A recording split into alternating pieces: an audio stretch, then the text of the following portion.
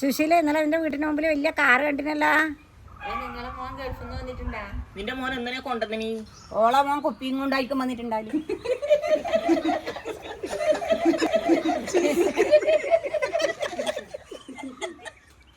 എൻ്റെ മോൻ വരുമ്പം എന്തെല്ലോ സാധനം കൊണ്ടുവന്നിനി.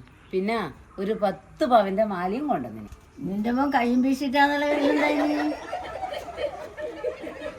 കുടുംബശ്രീക്ക് വരുമ്പോ എന്തെങ്കിലും മാല ഇടാനി? അത് ഞാൻ എവിടെയെങ്കിലും പോകുമ്പേ ഇടല്ലോ. 10 പവന്റെ മാലയല്ലേ.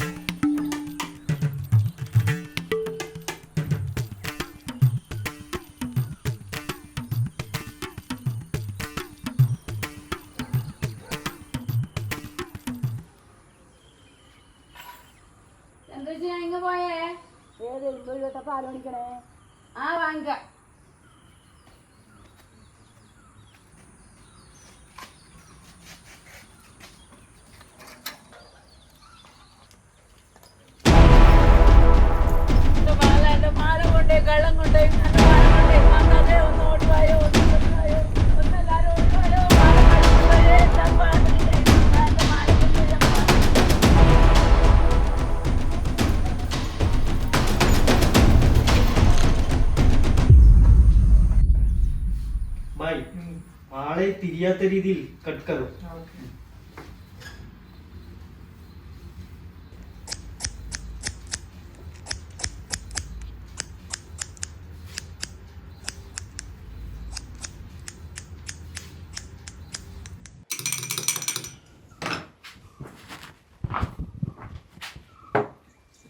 സിഗരറ്റ് അല്ലേ?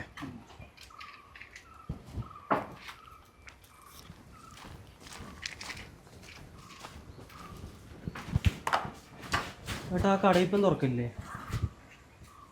തുറക്കേണ്ട സമയമല്ല, ഇപ്പൊ തുറക്കും.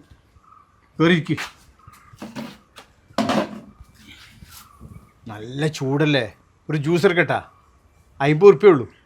ജ്യൂസ് വേണ്ട, എന്നാൽ നല്ല തണുത്തൊരു സ്പ്രൈറ്റ് എടുക്കാം. 30 ഉറുപ്പ്യേ ഉള്ളൂ. ഉപ്പ് സോഡ ഉണ്ടോ? ഉപ്പ് സോഡ ഉണ്ട്. എന്നൊരു ഉപ്പ് സോഡ എടുക്കും.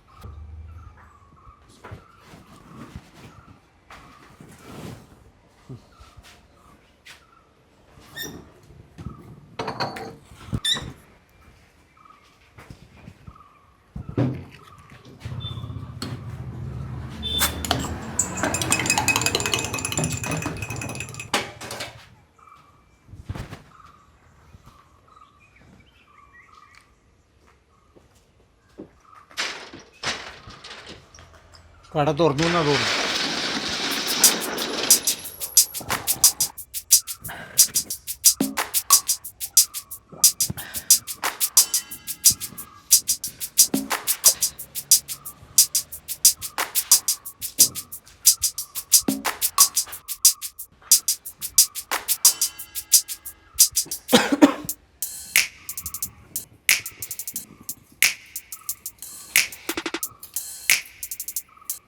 ഏട്ടാ ഇതിനെത്ര പൈസ കിട്ടില്ലേ?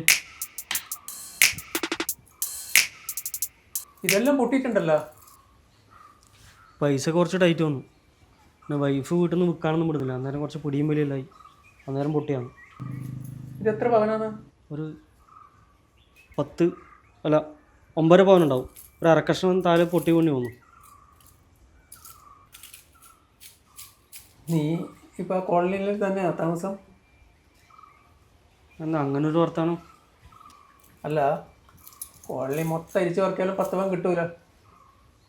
അധികം വർത്താനം പറയണമെങ്കിൽ തൂക്കിയിട്ട് പൈസ ഉണ്ടാവും.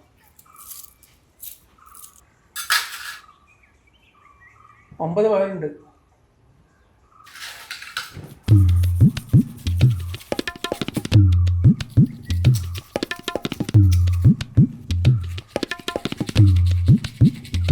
നിങ്ങൾക്ക് മാലോടൊന്നും ദേഷ്യം ഉണ്ടാവും? ഉറച്ചൊരച്ചാൽ ഇപ്പോൾ ഒരു 8 പവനാവല്ലോ. നീ അവിടെ നിൽക്ക്, ഞാൻ മാനേജറെ കണ്ടിട്ട് വരാം. അതേ മൈനറെ കണ്ട് പൈസ കൊടുത്തിട്ടോ.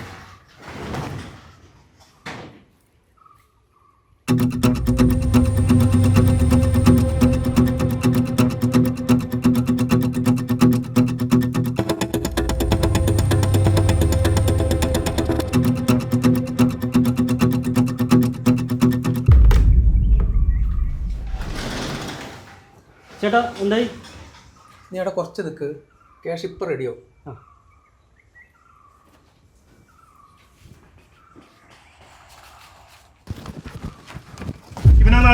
അതെ സാർ. നീയാണോ മാല പൊട്ടിച്ചത്? സാറേ സത്യം ഞാൻ മാല പൊട്ടിച്ചിട്ട് സാർ. മാല പൊട്ടിക്കാനാണോ ഇത്? പണയം വെച്ചാണോ?